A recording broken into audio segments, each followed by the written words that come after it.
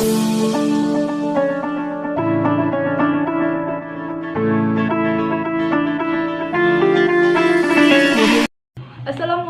warahmatullahi wabarakatuh. Yang terhormat Bapak Hendra Wijaya selaku dosen pengampu dan kepada rekan-rekan saya. Baiklah, perkenalkan nama saya Rika dari kelas Pengembangan Masyarakat B angkatan 2019 dengan NIM 1930505062. Baiklah, langsung saja saya akan memaparkan materi hari ini yang bertema perkembangan kepribadian dalam perspektif dalam fase-fase kehidupan manusia. Yang pertama, pemahaman akan perkembangan manusia teramat penting artinya bagi proses pendidikan. Pemahaman yang mendalam mengenai aspek-aspek perkembangan anak akan membantu pendidikan memahami kondisi psikologi mereka. Para ahli psikologi menaruh perhatian besar terhadap perkembangan manusia. Telaah psikologi tidak hanya mengkaji fase-fase perkembangan anak sejak kelahiran hingga dewasa dan usia lanjut. Akan tetapi sejak janin masih dalam kandungan, mulai fase pembuahan hingga janin matang untuk lahir. Ajaran Islam sangat menjunjung tinggi fase-fase kehidupan manusia, mulai dari kandungan hingga lanjut usia.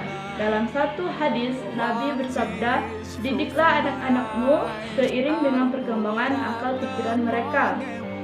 Yang A, berikut fase-fase kehidupan manusia. Pertumbuhan manusia membawa perubahan perkembangan manusia dimulai sejak dari kandungan, yaitu sejak terjadinya zigot menjadi janin, kemudian janin sempurna sebagai makhluk sehingga ia matang dan siap dilahirkan. Ketika seorang bayi dilahirkan, ia dalam keadaan lemah, lemut dan membutuhkan bantuan untuk menjaga dalam merawat sehingga ia tumbuh dan berkembang menjadi dewasa. Menjelang akhir fase pubertas hingga pemula dewasa sehingga dengan proses perkembangan. Pada fase tua, kekuatan fisik mulai menurun dan kemampuan intelektual mulai melemah. Berbagai fase telah dilewati manusia sejak dalam kandungan hingga kehidupan dunia. Telah diisyaratkan dalam Al-Quran surat Al-Mu'minun ayat 40-47 dan Al-Quran surat Ar-Rum ayat 30-54. Berdasarkan beberapa ayat dan hadis Nabi, Ramadan Muhammad Qadzaki menjelaskan bahwa perkembangan manusia terdiri atas beberapa fase, yaitu pertama, marhalatul hamli atau fase kandungan, dimulai sejak terjadi zigot hingga janin lahir. Terdapat dalam Quran surat Al-Hajj ayat 22 dan tahapan perkembangan manusia dalam kandungan digambarkan secara jelas oleh Allah SWT dalam surah Al-Mu'minun ayat 23. 2. Marhalatul roda'ah, fase penyusunan. Berarti masa menyusui Allah Ta'ala memberikan petunjuk bahwa lama masa penyusuan itu adalah 2 tahun. Ketiga, marhalatul tufala, fase kanak-kanak, berkisar antara umur 3-6 tahun. Menurut Najati, marhalatul tufala tidak terbatas pada fase kanak-kanak saja, akan tetapi mencakup seluruh fase. Yang keempat, marhalatul qoblal hilmi, fase belum balik.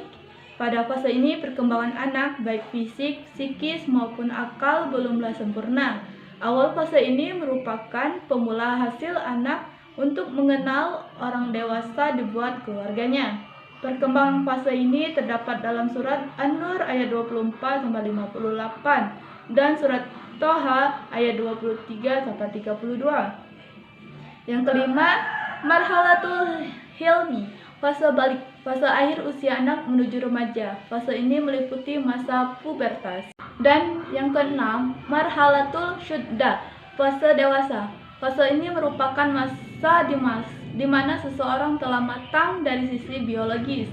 Yang ketujuh, marhalatul kuhula, fase tua, di mana seorang telah lemah dan menurun kekuatan fisiknya. Dalam Quran surat Al-Mu'minun ayat 40-67. Dan yang terakhir yaitu B, ada perkembangan fungsi-fungsi indrawi. Allah membekali manusia dengan segala kemampuan dan fungsi yang diperlukan, sehingga manusia dapat eksis melestarikan kehidupannya.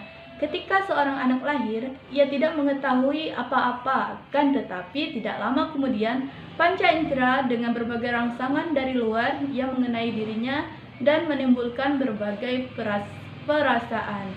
Baiklah, itu saja pemaparan saya pada hari ini. Terima kasih, semoga bermanfaat. Saya mohon maaf apabila ada kata-kata salah, dan kepada Allah saya mohon ampun. Saya akhiri dengan ucapan wabillahi taufiq wal hidayah. Wassalamualaikum warahmatullahi wabarakatuh.